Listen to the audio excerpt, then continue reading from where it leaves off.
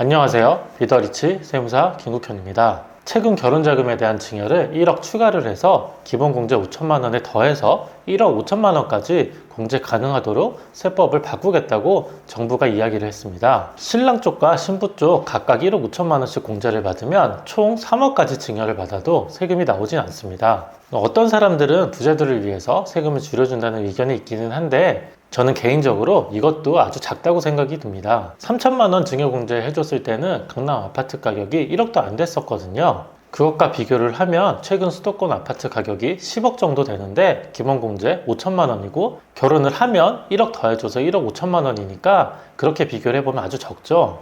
전세금을 얻으려고 해도 양가 합쳐서 3억 정도 넉넉하지는 않습니다. 어떤 기사를 보니까 3억 정도 증여할 수 있는 세대가 78% 정도 된다고 하더라고요. 그러니까 초부자 감세라는 이야기는 좀 맞지 않는 것 같고요. 5가구 중에 4집은 혜택을 볼 수 있다는 의미니까요. 이런 것까지 조사한다는 게 좀 재밌기도 하더라고요.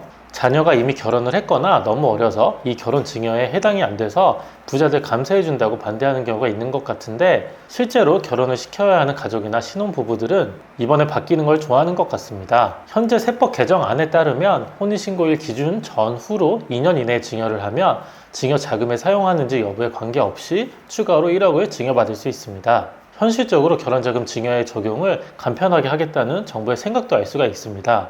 이 결혼자금 논란에 대해서 선진국과 비교하면 어떨까요?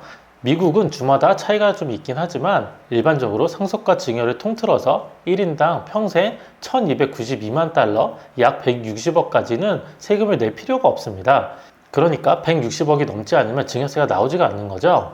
우리나라와 비교하면 엄청나게 차이가 큽니다. 그리고 우리나라 세법은 일본의 세법을 많이 가져왔는데요. 일본도 연간 1100만엔까지 기본적으로 해줍니다. 대략 1000만원 정도 빼주는 거죠. 우리나라는 기본적으로 5천만원을 빼주는데 일본은 약 1000만원 빼주니까 우리가 더 많다고 생각할 수도 있는데 우리나라는 10년간 5천만원이고요. 일본은 매년 1000만원이어서 10년으로 치면 적어도 1억 정도는 공제를 해줍니다. 일본도 결혼자금 공제와 비슷한 게 있는데요. 부모님으로부터 결혼자금으로 증여받은 재산 1000만엔 정도는 추가로 공제를 해줍니다. 1000만엔 정도면 약 1억 정도 됩니다.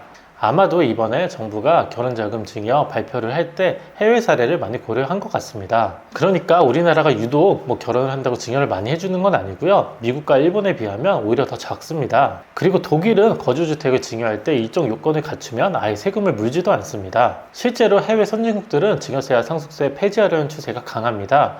OECD 국가 중에서 13개국은 상속세가 아예 없고요. 대표적으로 캐나다, 호주, 뉴질랜드는 상속세가 아예 없습니다. 당장 결혼할 자녀도 없어서 나한테 해당이 되지 않아서 좀 배 아플 수는 있긴 하지만 전체적으로 국민들 입장에서는 세금 덜 내면 좀 좋지 않을까요?